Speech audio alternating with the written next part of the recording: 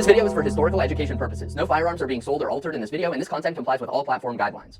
Did troops really fight with captured enemy weapons on the battlefields of World War II? This is a question I get asked all the time, and the answer is yes, it absolutely did happen, but it probably worked a bit differently than you might imagine. From US infantrymen armed to the teeth with German machine guns, to Japanese soldiers using US rifles out of desperation, to Germans converting Soviet submachine guns to fire German ammunition, today we'll get into some examples of troops using captured enemy weapons on the battlefields of World War II, talk about some factors that may or may not make that a smart decision, and dispel some common myths about battlefield pickup weapons along the way. For demonstration purposes today, I have this beautiful Luger, the ultimate captured weapon for Allied troops during World War II, and this one in particular has a very interesting backstory. This Luger was made in Germany by WWII, but if you look at some of the details on here, like the Cyrillic markings and some unique features like this little lanyard loop, you can tell this is not a run-of-the-mill German Luger. This one is special. It was made for the Bulgarian military around the year 1911. Alright, now I think it makes the most sense to start by covering some of the drawbacks and concerns that came with using captured enemy weapons during World War II.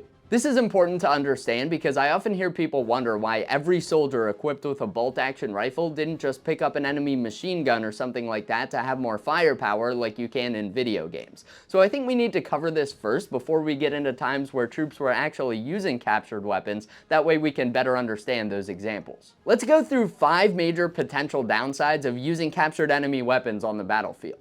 Number 1, ammunition supply. This is probably the most obvious issue with trying to use captured enemy weapons in battle in the long run. If you're a soldier, your military has an entire plan for how to keep you supplied with ammunition for your weapon, at least in theory. As soon as you pick up a weapon that uses a type of ammo that your military doesn't supply, you're going to have a tough time keeping that weapon loaded. Sure, you can grab a magazine here or there off of fallen enemies, but that just isn't sustainable in the long run, and you can't count on finding that when you need it. Now, if you were in a situation where you weren't getting supplied with ammunition from your military, maybe you were cut off from your supply lines or your military was having a tough time keeping up with ammo production, well, that might be one of those times where you turn to using enemy weapons to fill that gap. Number 2, training and familiarity. Unsurprisingly, troops received training on their issued weapons. They usually had a good understanding of how to operate them effectively and keep them in good working condition. And not only did they know how to maintain their weapons, they also had systems set up to get things like replacement parts if something went wrong with their weapon. I'm sure if a German soldier picked up a US M1 Garand, for example, they could pretty easily figure out how to load and fire the weapon, but would they know the more intricate stuff like how to adjust the sights on the fly, how to properly field strip, clean, and lubricate the weapon, and other important stuff like that? Maybe they could figure that stuff out too, but they had already been trained on how to do all of that for their issued weapon. Number 3, you have your weapon for a reason. This popular idea I often encounter that every soldier was eager to upgrade their weapon for something more powerful just isn't realistic, and I think video games are often to blame for that mindset. These troops were working as part of a team, and the military generally had a plan for how that team would function, including which weapons each member of the team would use. Generally speaking, troops were issued weapons that were meant to suit their individual roles, and most troops weren't keen on trading out their issued weapon for some enemy gun, even if that gun could shoot faster than their issued rifle or something. There were of course plenty of exceptions to this, but riflemen in the military were meant to be firing rifles, so they generally weren't itching to get rid of those rifles for something else. Even if they were itching to do that, their leadership might have other ideas. This did depend on the situation, of course. I've heard stories of US riflemen temporarily trading out their rifles for submachine guns or carbines when they were about to be clearing buildings, going on patrols, stuff like that, where a full-size rifle might not be the weapon best suited to the job. And of course, if your rifle was made inoperable or something like that, you might turn to using an enemy weapon to fill that gap. But trading out your perfectly fine issued weapon to pick up some enemy gun just doesn't make a lot of sense outside of Call of Duty. Number 4, booby traps. This is one that I've covered in my videos on German and Japanese battlefield tricks of World War II, but leaving behind weapons that are rigged with explosives was a fairly common booby trap during the war. Now, this didn't necessarily stop troops from picking up enemy weapons if they really needed them, but it definitely made troops more cautious in a lot of situations. The Japanese were even known to capture Allied weapons like machine guns and mortars so they could leave them out as bait for ambushes or other traps because they knew the Allies would want to get their heavy weapons back. I won't keep going on about this because I've covered this in way more depth in my battlefield tricks videos, so make sure to check those out if you haven't already, but needless to say, anything left behind by the enemy on the battlefield could present hidden risk. Number 5, friendly fire. This is a big one, and the one that I'll talk for the longest about. Troops on the front line learn pretty quickly to recognize the sounds of different weapons, and it becomes pretty clear whether gunfire that you hear is coming from your own troops or coming from the enemy. In many cases, troops were even familiarized with the sounds of enemy weapons before they ever reached the battlefield. One period bulletin that I found stated this about training exercises, also known as problems, used to train US Army Rangers before they went into battle. Captured Italian and German machine guns and machine pistols are used by the enemy in our problems. Our men quickly learned to distinguish between the fire of our own weapons and that of enemy weapons. This was pretty common across the board, and Major Northridge of the US 164th Infantry Regiment in the Pacific made a similar recommendation about training troops this way. In training, fire some captured .25 caliber ammunition and captured rifles and machine guns to let American soldiers know the sound. I can say even just from my own experiences participating in World War II reenactments, where we're typically firing blank rounds through original World War II weapons, this is pretty easy to pick up on. If I hear distant fire at one of those reenactment events, it's pretty obvious who's doing the shooting based on the unique sounds of, say, an MP40 versus a Thompson versus a grease gun. Somebody who's actually on the front lines hearing those sounds day in and day out, and whose life could depend on accurately identifying those sounds, would get pretty damn good at recognizing them. I think you can see where this is going. As anyone who's ever watched Generation Kill knows, if you use an enemy weapon on the battlefield, you could easily be mistaken for the enemy by friendly troops who are familiar with that enemy weapon's sound. You guys got that? Noise. No, it's not. It's an AK. Yeah, and it belongs to a platoon commander. This could open soldiers up to the risk of friendly fire depending on the situation, and it could make using captured enemy weapons especially risky. Now, interestingly, there are even some examples of troops using this universal familiarity with different weapon sounds to their advantage during World War II. One 12th Army bulletin describes an interesting tactic used by some of their night fighters. We have another scheme that works well. We call them Raiders and Nighthawks. They are specially trained night fighters only. They have a twofold mission. First, go to a specific place and accomplish a specific thing. Second, having accomplished their mission, to harass the enemy as much as possible, even shooting captured German burp guns, Schmeiser pistols, at them when this happens. The Germans come running out, yelling and afraid to shoot their own men. Burp gun and Schmeiser pistol, by the way, are both nicknames referring to the German MP40. Another period report shares a similar instance of this tactic being used by the US 315th Infantry Regiment during a German attack. The two flank squads were given German machine pistols and German machine guns, and were given orders to not fire until the enemy had advanced past their position. A German battalion attacked in strength, advancing steadily towards the center squad, which kept firing away as per plan. The enemy had almost reached the center squad's position when the two flank squads opened up with German weapons. The Germans were instantly confused, convinced they were being shot by their own troops. As a result, this one platoon defeated and pushed back a whole enemy battalion. Pretty smart tactic there if you ask me, and I think those stories really highlight how heavily some troops relied on the sound of different weapons to identify friend from foe on the battlefield. Okay, now keeping in mind all of those concerns about using captured enemy weapons on the battlefield, let's move on to covering some situations in which captured weapons were used successfully in battle and probably saved some soldiers' lives. While we do that, let me just grab a refreshment here. I have a special treat here today. This is an original World War II Coke bottle that's been sanitized and refilled with Coke. Shout out to Evan, one of my subscribers. He sent me a few of these. He refills them and sells them on his eBay page. I'll put his eBay account on screen in case you're interested. Unfortunately, these aren't filled with the original Coca-Cola recipe. You know, the original recipe. That would really give me a boost to get through the rest of this video, if you know what I mean. But that ingredient wasn't still in use in the 1940s anyway. All right, let me just open this bottle up. Nah, I'm just kidding. I wouldn't do that. Let me get an actual bottle opener.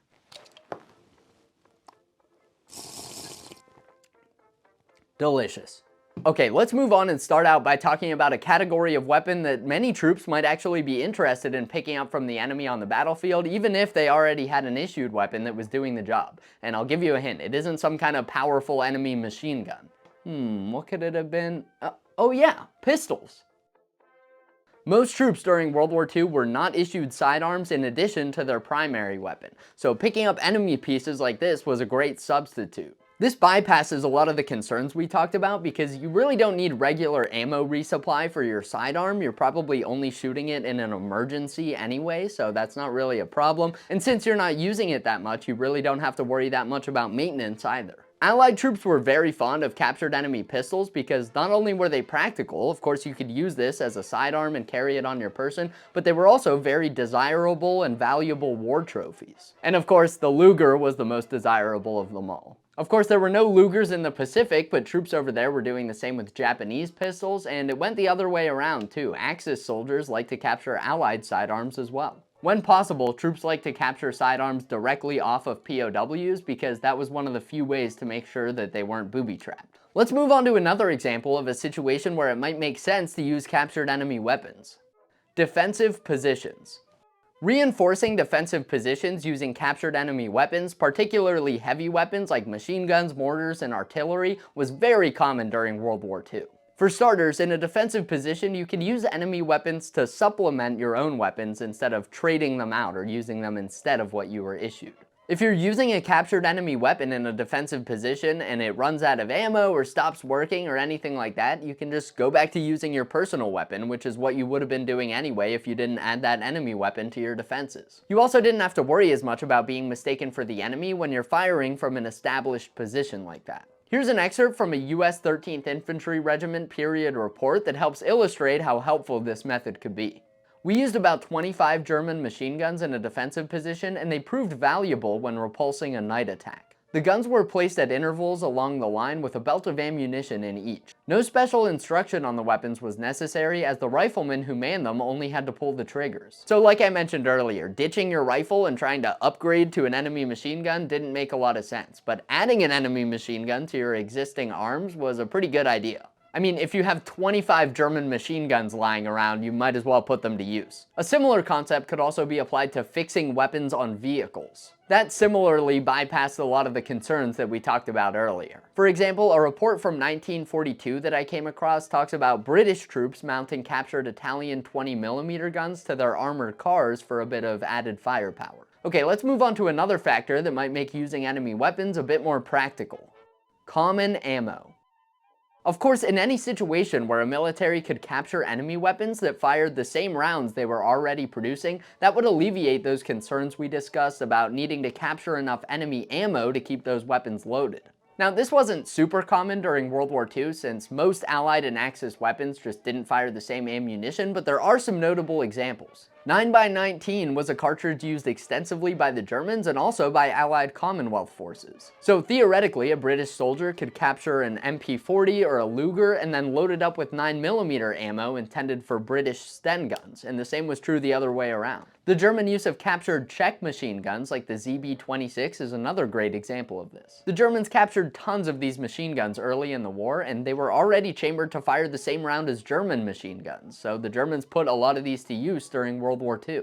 I'm trying to mainly focus on small arms today, but I have to mention mortars in this section as well, because that's another great example of ammo commonality. A US 12th Army Group bulletin stated, "Captured German 3-inch mortars are being used extensively by the heavy weapon companies of this division. Our ammunition is interchangeable with the ammunition of German 3-inch mortars, and we usually use it as we have had prematures with captured German ammunition." That's referring to the German-produced mortar rounds sometimes detonating prematurely when they were fired. Something that might sound familiar to some of you guys out there. Next up, we have disposable weapons.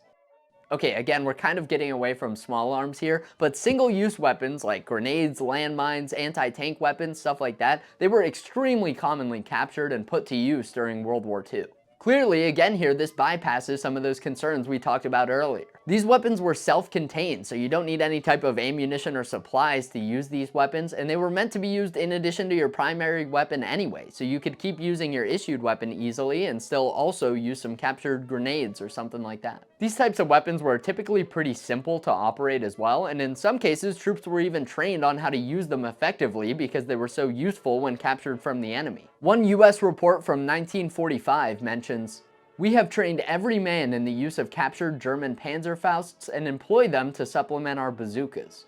A US report from the Pacific even mentioned that the Japanese liked using captured Allied grenades because, unlike Japanese grenades, they had a safety spoon, which made them well suited for use as booby traps. Making use of captured enemy explosives or anti-tank weapons was particularly dangerous though, because these were some of the most commonly booby-trapped items. After all, these types of weapons already contain explosives, so oftentimes all troops had to do was find a way to make them detonate at an inopportune time, then leave them behind for the enemy to convert them into deadly booby traps. For example, German egg grenades could easily be modified to remove the typical time delay after the fuse was activated, so Allied troops would sometimes find these grenades even in their original packaging, not knowing they had been tampered with, then try to put them to use only to have them explode as soon as they were activated. Alright, now let's move on to the next situation where troops might choose to use captured enemy weapons. Battlefield desperation. If you found yourself in a situation where you weren't being resupplied with your own weapons and ammo, then you might not have any other choice than to turn to captured enemy weapons. Sure, you might experience those risks that we covered earlier, but that might be your only option. This was sometimes the case for troops on the front who were cut off from their supply lines, but this same concept also applies to groups like the French Resistance or Soviet partisans who made extensive use of captured enemy weapons because they didn't exactly have their own supply lines. I think this category is pretty easy to understand, so let's move on to the next one. Personal preference. Sometimes troops just wanted to use an enemy weapon because they liked it. Of course, if they did choose to use a captured enemy weapon instead of their own, they might run into those downsides we covered earlier, but like we've been discussing, those were very situationally dependent. I've heard that some German troops really liked certain Allied weapons, like the PPSH and the M1 carbine. It wouldn't make sense for every German soldier on the front lines to pick up one of those weapons, even if they really liked them, but for certain troops in certain situations, they were able to make that work. I won't say too much more about this one because I think it's kind of self-explanatory, but while we're on this topic, leave me a comment below and let me know which weapon you would want to pick up on the battlefields of World War II. My choice would be the ray gun, obviously. Okay, let's move on to our final factor impacting captured weapon use during the war. Production issues. This is probably the biggest one that we'll cover. Now, Allied countries didn't experience this quite as much as the Axis countries did, but there were still times when the Allies had trouble keeping soldiers on the front well supplied. The Soviets in particular experienced some huge equipment losses, and they had to outfit a very large number of troops, so they did experience some weapon shortages. They were still cranking out tons of weapons though, and the depictions we see in movies and video games of Soviet infantrymen arriving on the front lines and then being sent into battle with no weapon because none were available, those just aren't very accurate. For Axis countries though, this was a different story. I mean, spoiler alert, they lost, so it shouldn't be surprising that they ran into some major issues, especially towards the end of the war. The Japanese ran into all types of logistical issues during the war, particularly in the later days, and there were times during the war when the Japanese captured large volumes of Allied weapons like US rifles, and then used those to outfit Japanese rear echelon troops to free up Japanese weapons for the front lines. They also often made use of captured enemy weapons on the battlefield if they weren't being resupplied with their own weapons and ammo, but that probably aligns more with the battlefield desperation category that we covered. Production-wise though, the Japanese focused more on simplifying and speeding up production of their own weapons than trying to reissue captured weapons. The same cannot be said, however, for the Germans.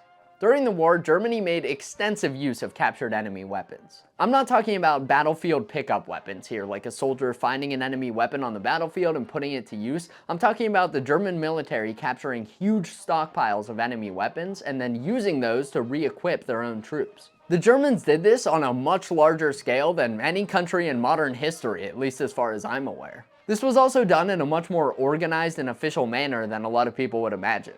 The Germans assigned these captured weapons with German military designations. In some cases, they made manuals on how to use these captured weapons so they could issue those to their troops. And in some cases, the Germans even rechambered captured enemy weapons to fire their own ammo. The best example of this was the MP-41R, which was the German designation for captured Soviet PPSH submachine guns that were captured by the Germans and then converted to fire German 9mm ammo. The Germans made use of tons of captured Soviet weapons, and at times you even see German soldiers on the Western Front using Soviet weapons that were captured in the East and vice versa. In some cases, the Germans even captured entire weapons factories, and rather than trying to retool the whole factory to produce German guns, they just had them continue producing the guns they were already making and stamp German markings on them.